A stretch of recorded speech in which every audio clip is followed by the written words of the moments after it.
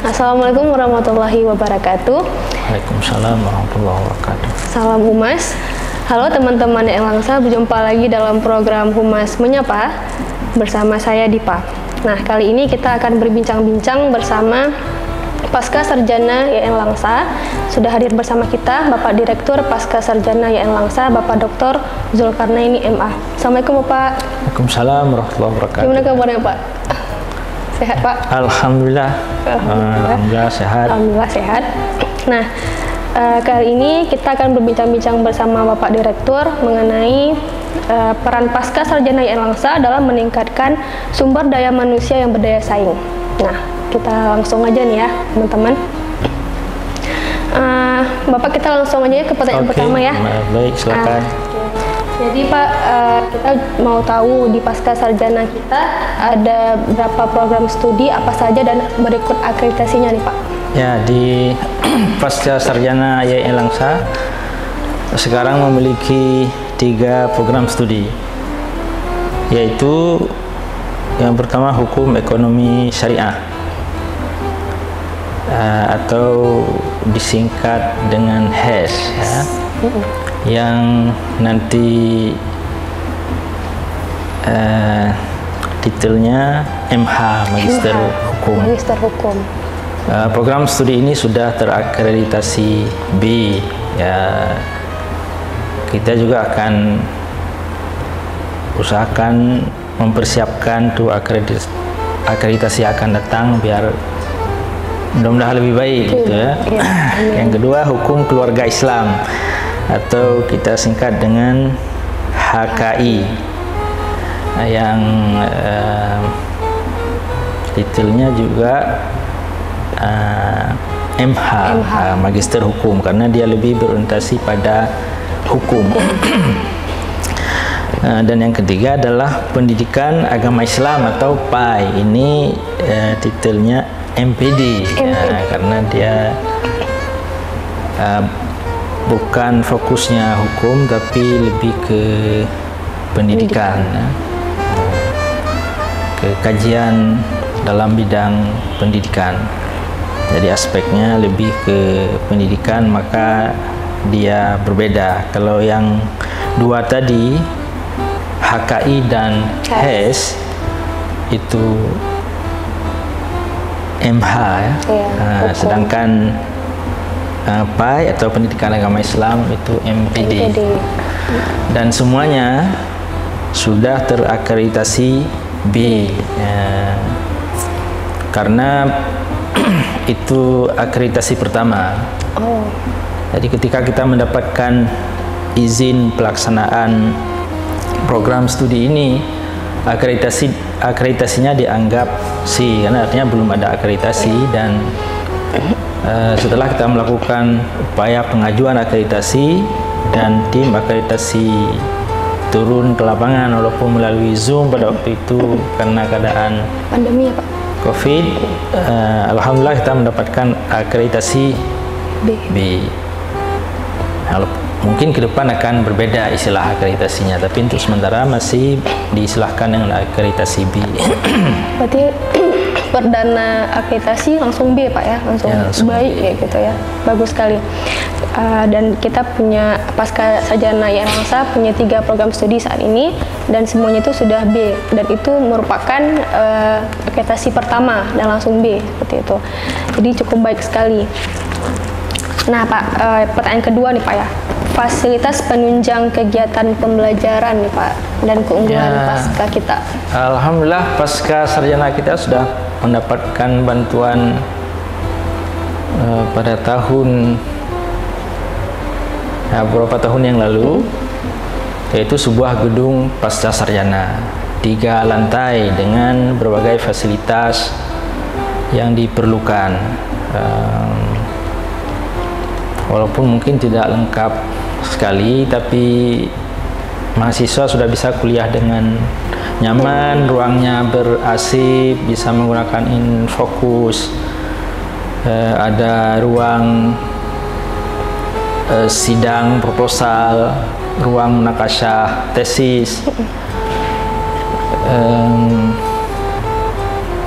artinya semua fasilitas kelas untuk pasca sarjana sudah standar secara umum secara nasional. Saya kira seperti itu. Demikian juga dosen-dosen kita, walaupun IAIN Langsa belum memiliki dosen dengan pangkat guru besar, tapi kita sudah melakukan kerjasama dengan Universitas Islam Negeri Araniri, Banda Aceh, dan Universitas Islam Negeri Sumatera Utara, dan juga beberapa universitas lain di Sumatera Utara untuk memberikan dukungan kepada kita dalam bentuk tenaga pengajar, sehingga guru besar yang ada di Banda Aceh, di Sumatera Utara juga ikut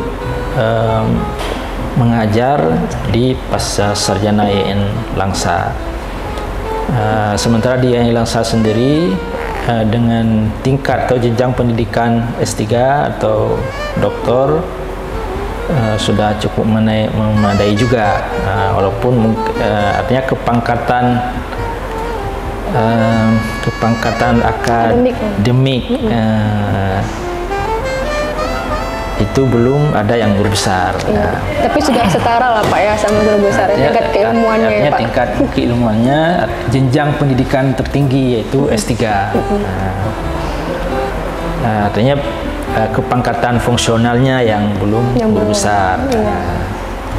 Dan IAIN Langsa sedang berupaya dengan sungguh-sungguh juga agar dosen-dosen yang sudah menyelesaikan jenjang pendidikan tertinggi yaitu doktor untuk mengusulkan agar jabatan fungsionalnya menjadi guru besar. Guru besar. Oke. Baik Pak. Nah, dengan fasilitas yang disediakan, dengan adanya fasilitas yang Bapak sebutkan tadi, kita juga mau tahu nih Pak, biaya kuliah di pasca sarjana nih Pak.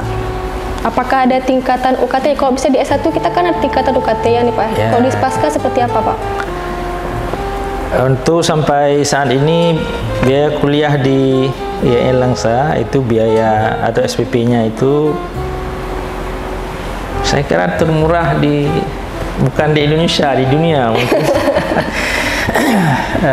UKT SPP kita 3.750.000 dan ini belum dinaikkan. Sebab kalau dinaikkan jenjangnya agak tinggi, yaitu sampai 5 juta. Jadi masih 3.750.000. Itu semua Pak ya? Berarti satu level UKT semuanya sama Pak ya? Nggak ada beda-beda ya? Semua sama. Nah, cuma nanti ada biaya pendaftaran. Oh ya, itu.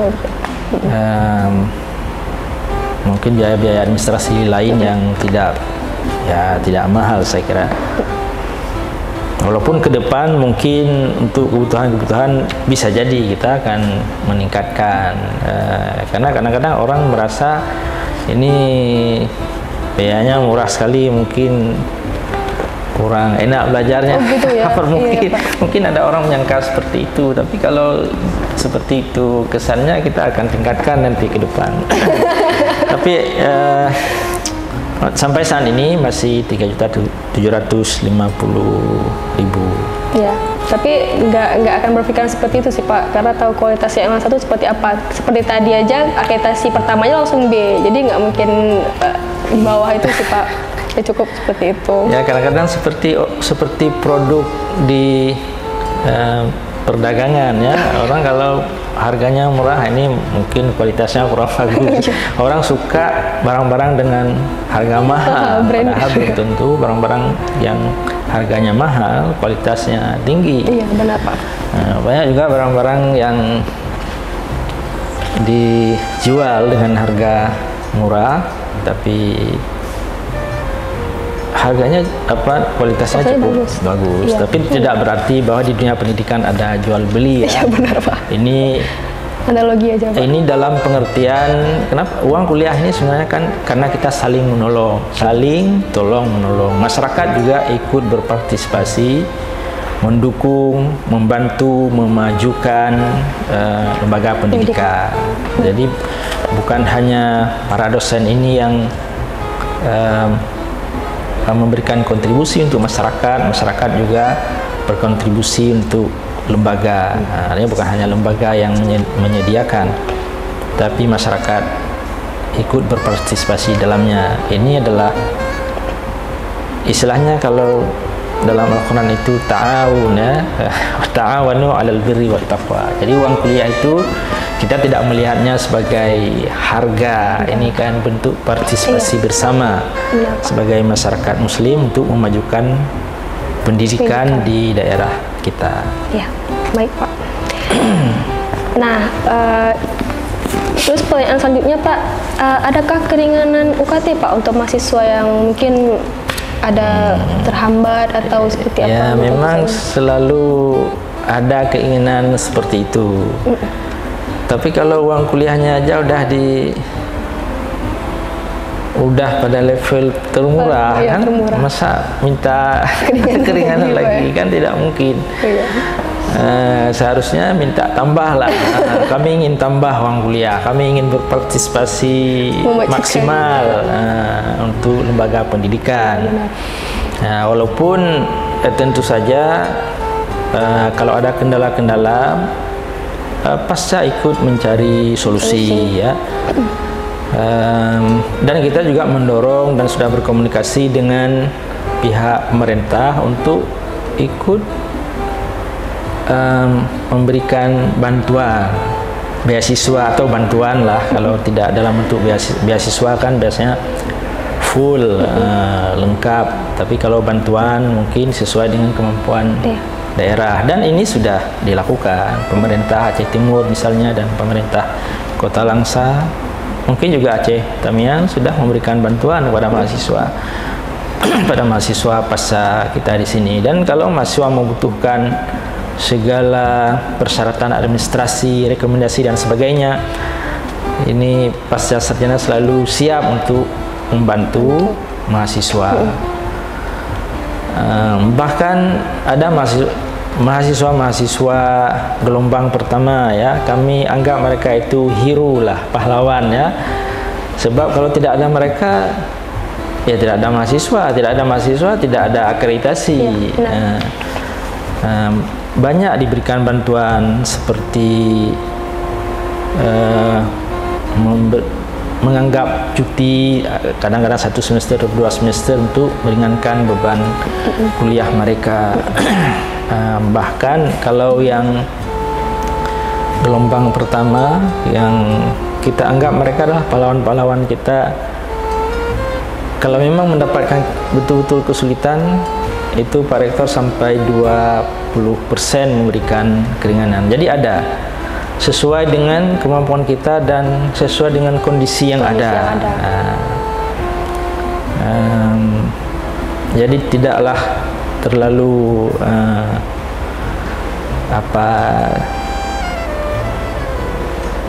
kata putus gitu, ya. Tidak ada nego-nego. Kita selalu melihat keadaan dan membantu dengan cara-cara yang sesuai, ya, sesuai dengan keadaan. Jadi ada upaya-upaya yang dilakukan oleh pasca sarjana untuk mempermudah, mendorong pihak-pihak tertentu seperti pemerintah untuk memberikan bantuan kepada mahasiswa. Jadi seperti itu. Berarti Pak, beasiswa tadi yang dari kerjasama dengan pemerintah, mungkin itu beasiswa dari daerahnya Pak, ya, masing-masing? Beasiswa daerah masing-masing. Misalnya pemerintah, itu tergantung pemerintah sendiri. Tidak, walaupun tidak dalam bentuk beasiswanya tidak dalam bentuk kerjasama, walaupun kita punya kerjasama dengan pemerintah, tapi beasiswa itu sesuai dengan kemampuan dan ketentuan dari daerah itu sendiri. Bahkan ada juga mahasiswa yang kuliah di pasca sarjana kita ini yang mendapatkan beasiswa pemerintah Aceh, full scholarship, ya, full beasiswa. Tahun ini ada 1 orang. Karena mahasiswa itu sendiri yang mengurus kepada pemerintah daerah. Jadi kita juga menginformasikan bahwa pemerintah daerah provinsi juga menyediakan beasiswa, tentu saja dengan syarat-syarat dan ketentuan-ketentuan yang berlaku. Dan kompetisinya juga sangat tinggi ya, karena seluruh Aceh. Tapi sekurang-kurangnya untuk tahun yang lalu ada satu orang yang mendapatkan beasiswa dari pemerintah daerah Aceh. Berarti ada Pak ya, maksudnya memang ada beasiswa untuk yang kuliah. Ini tentu saja diusulkan oleh mahasiswa itu sendiri.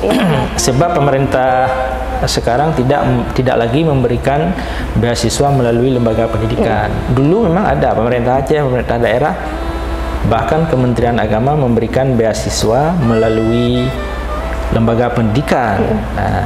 Saya tidak tahu kebijakan apa yang menyebabkan sekarang mereka memberikan langsung, mungkin biar lebih luas ya, biar tidak menimbulkan kesan-kesan nanti kalau diberikan lewat lembaga pendidikan ada kebijakan-kebijakan lembaga pendidikan yang mungkin tidak sesuai dengan yang pemerintah, tidak sesuai dengan keinginan pemerintah. Jadi oleh karena itu sangat terbuka, mungkin ya, sangat dengan cara seperti ini akan sangat terbuka kepada semua masyarakat. Terserah mereka mau kuliah di mana. Jadi ada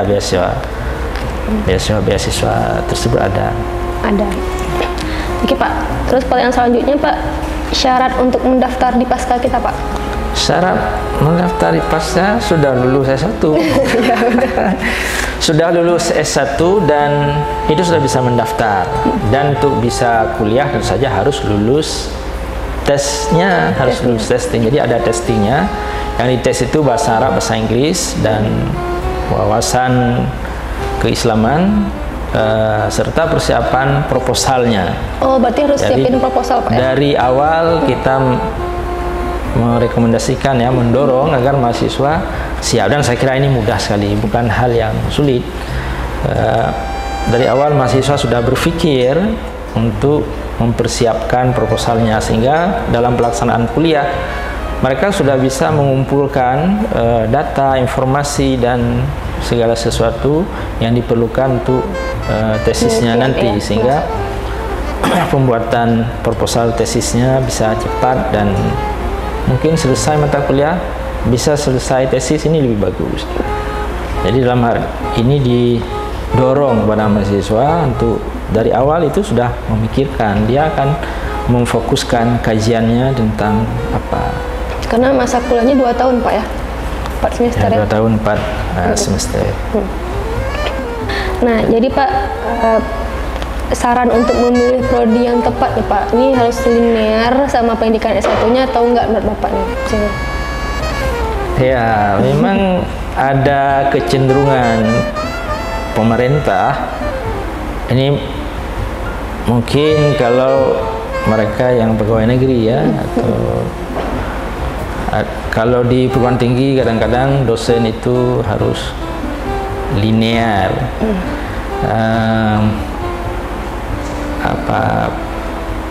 fokus pendidikannya ya, dari S1, S2 dan S3. Tapi sebenarnya dalam dunia ilmu pengetahuan tidak ada. Ilmu pengetahuan semua itu interkoneksi, semua ilmu pengetahuan saling mendukung. Jadi tidak ada linear, tidak linear. Ilmu pengetahuan itu adalah sebuah jaringan yang tidak bertepi, dan seseorang bisa saja ingin pada saat ini fokus ke bidang ini, kemudian dia tertarik ke bidang lain, bisa saja fokus ke bidang yang lain, dan dia tidak boleh melupakan bahwa walaupun dia fokus pada satu bidang ilmu pengetahuan itu tetap memiliki koneksi dengan bidang ilmu pengetahuan yang lain.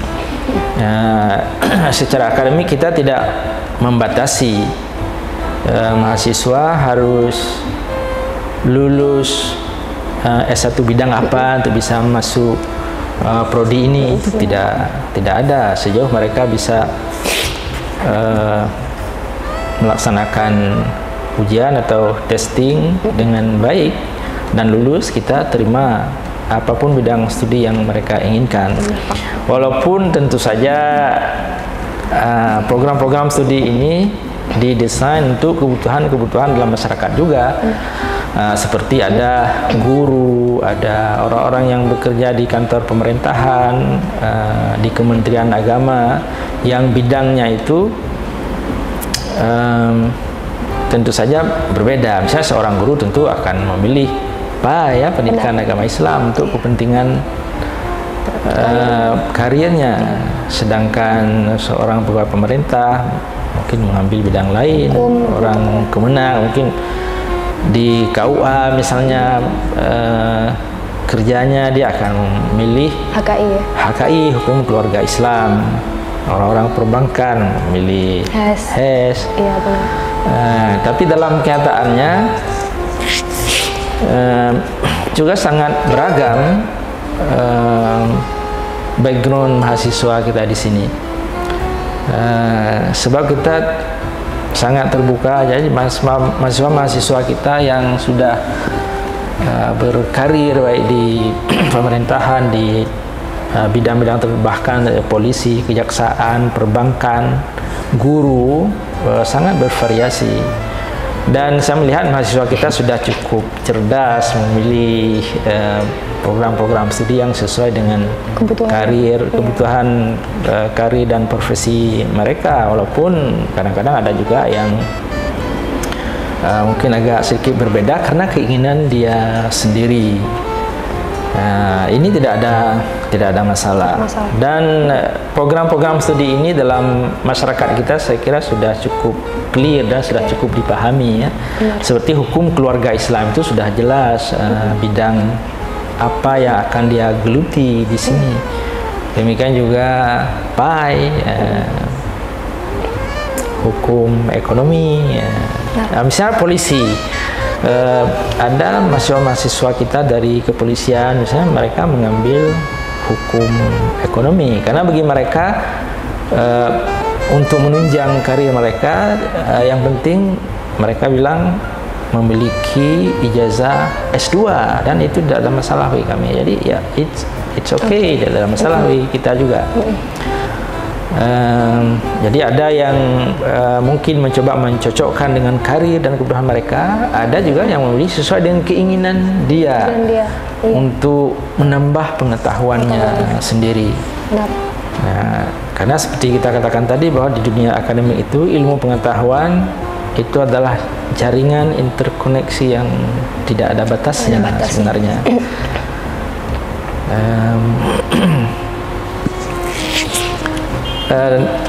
Tentu saja kita belum mampu memenuhi kebutuhan masyarakat ya dengan 3 prodi ini. Cukup banyak kebutuhan dan bahkan kita mendapatkan informasi-informasi dan pertanyaan-pertanyaan dari masyarakat tentang program-program studi yang lain. Oleh karena itu berdasarkan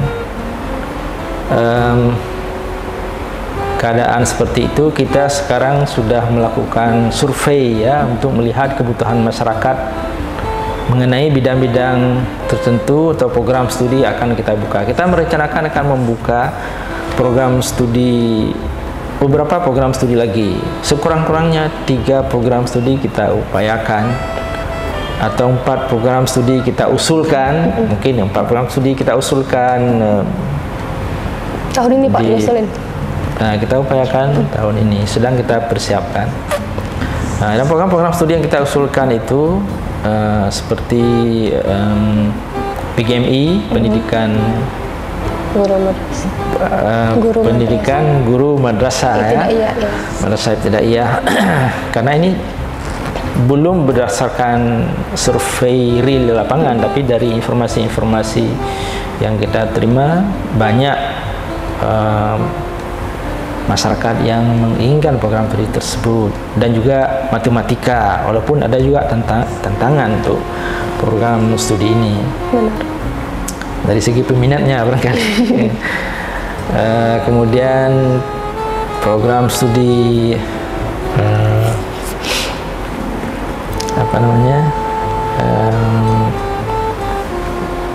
ada yang menganjurkan pemikiran Islam atau studi Islam dan pemikiran Islam atau politik Islam. Ada juga yang berhubungan dengan ilmu dakwah atau komunikasi. Kita akan pertimbangkan beberapa kemungkinan program studi akan kita usulkan untuk masa yang akan datang.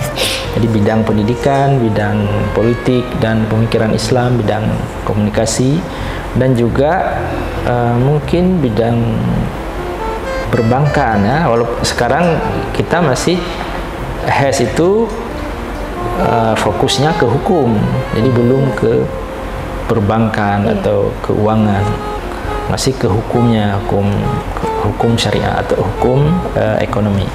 Nah, kita akan coba usulkan juga program studi yang bicara tentang ekonomi, tapi bukan hukumnya, tapi ke ekonomi itu sendiri atau ekonomi syariah, supaya bisa menampung kebutuhan masyarakat. Jadi ke depan itu yang kita upayakan, dan tentu saja kita sangat membutuhkan ya dukungan dari semua pihak, stakeholders, pemerintah, masyarakat, dan semua elemen dalam kehidupan sosial kita untuk bisa mendukung kita meluluskan rencana kita menambah prodi di Pasca Sarjana Erlangsa ini. Berarti memang ada ini ya rencana untuk menambah program studi baru, bahkan lebih dari satu yang akan diusulkan Pak ya rencananya ya, untuk menjawab kebutuhan masyarakat. Pak, pertanyaan selanjutnya nih Pak ya, upaya Pasca Sarjana dalam meningkatkan SDM berdaya saing nih Pak sejauh ini, apa yang sudah dilakukan oleh Pasca Pak? Artinya kualitas satu produk itu kan sangat ditentukan oleh kualitas prosesnya. Benar. Juga oleh kualitas inputnya. Yang pertama tentu testing, kita akan menguji apakah calon-calon mahasiswa itu layak untuk atau siap ya, layak sih semua orang saya kira layak. Apakah mereka siap secara mental, secara kesungguhan untuk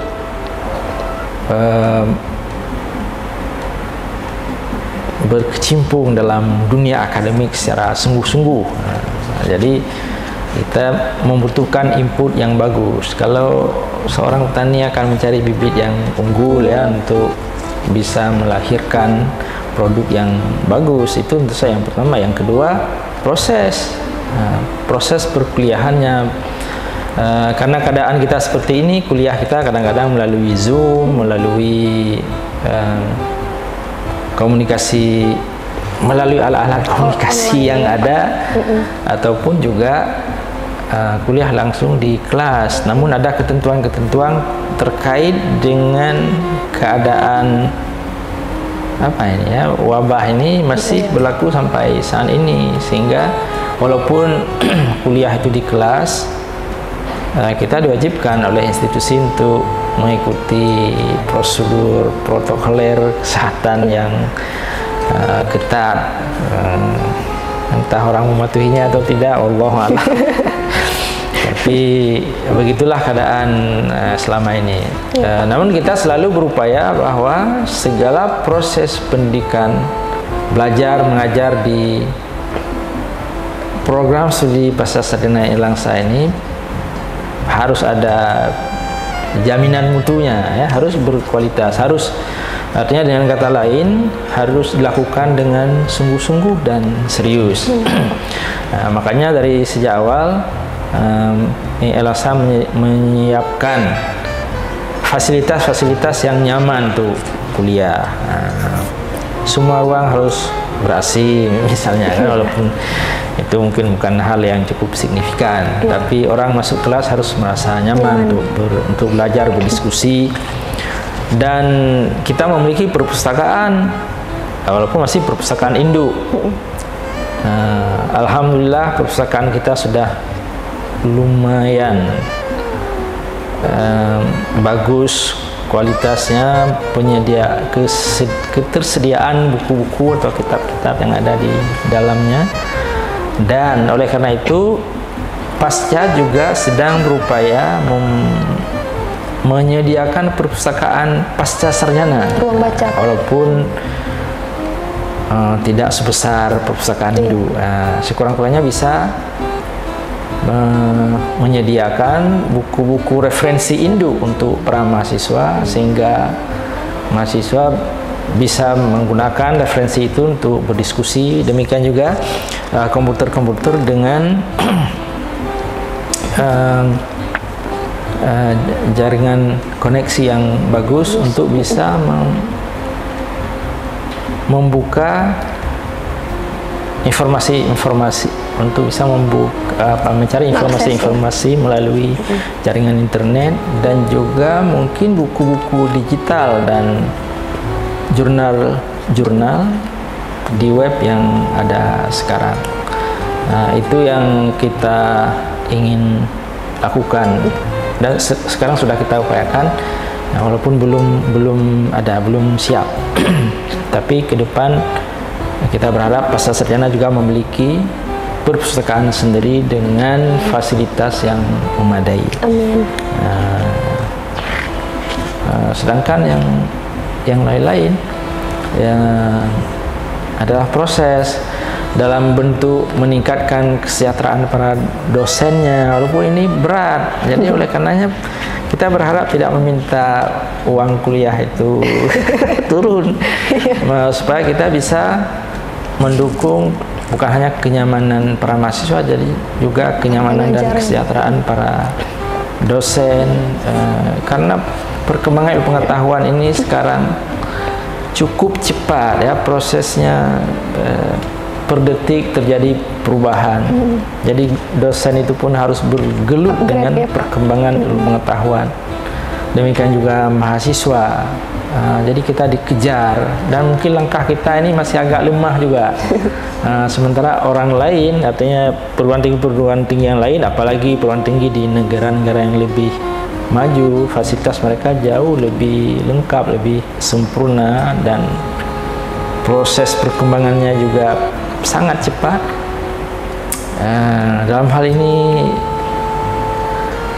dengan menyadari kita masih punya banyak kelemahan dan kecepatan langkah kita dalam mengejar ketertinggalan ini juga masih lemah, maka kita akan berupaya maksimal yang kita bisa lakukan untuk menciptakan proses pendidikan di pasca sarjana ini benar-benar bermutu. Jadi dengan cara seperti itulah kita akan bisa melahirkan produk yang bermutu. Artinya dengan bahasa bisnisnya, mencari bibit yang bermutu, melakukan proses yang bermutu, baru kita bisa melahirkan produk yang bermutu.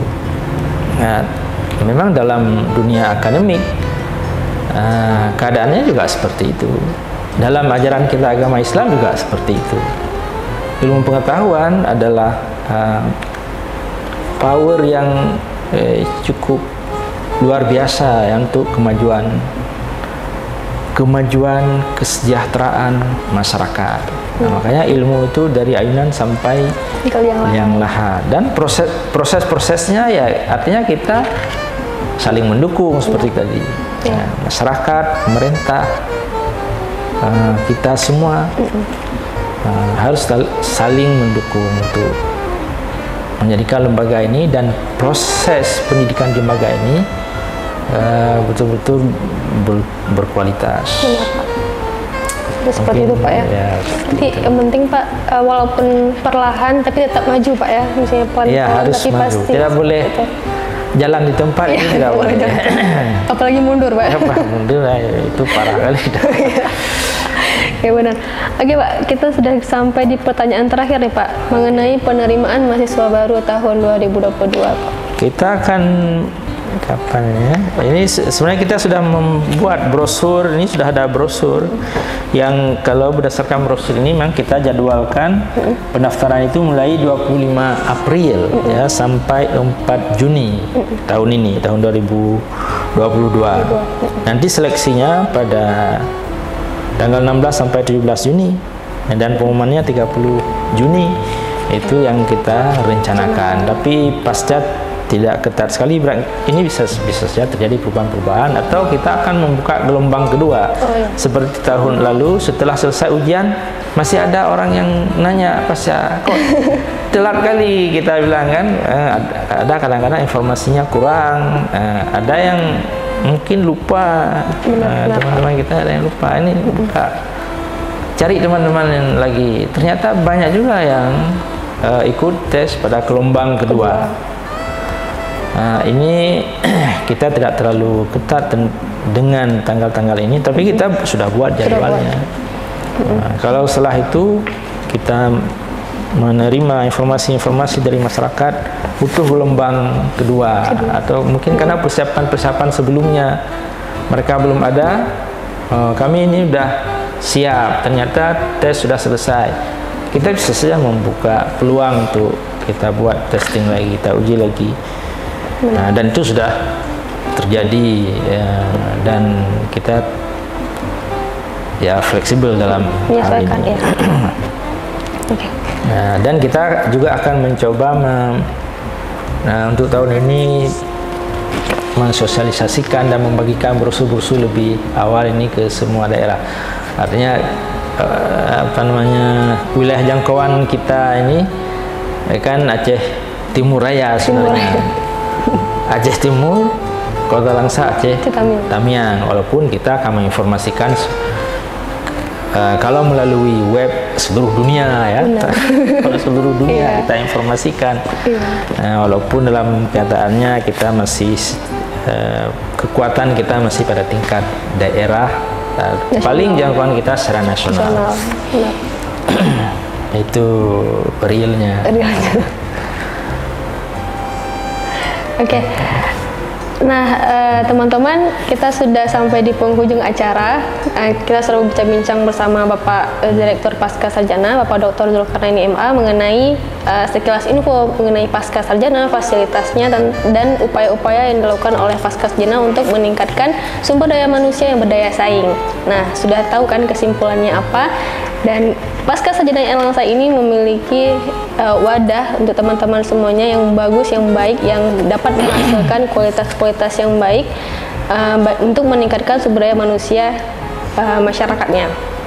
Nah, Bapak, terima kasih Pak sudah hadir di Humas Menyapa. Sama-sama. Terima kasih Pak. Sama-sama. Sampai berjumpa lagi sama Bapak nanti di lain waktu, mungkin kita ada wawancara lagi. Nah, untuk adik-adik siswa yang ingin mendaftar pada program Strata 1 atau S1 di Erlangsa, saat ini sedang membuka penerimaan mahasiswa baru jalur SPAN PTKIN. Nah, bagi sekolah adik-adik yang sudah terverifikasi PDSS dapat mendaftarkan dirinya mulai tanggal 4 hingga 31 Maret. Nah, di bulan ini ya, sampai akhir bulan ini silakan mendaftar melalui jalur SPAN PTKIN. Nah, untuk adik-adik mahasiswa yang baru selesai S1, nah seperti tadi info dari Bapak Direktur, S2, program Master S2 di Erlangsa sedang akan membuka penerimaan mahasiswa baru mulai 25 April hingga 4 Juni 2022, dan seleksinya akan dilaksanakan tanggal 16 hingga 17 Juni 2022 dan pengumumannya pada tanggal 30 Juni 2022, dan itu juga akan menyesuaikan lagi nantinya. Terima kasih atas perhatiannya, sampai berjumpa lagi. Wassalamualaikum warahmatullahi wabarakatuh. Waalaikumsalam.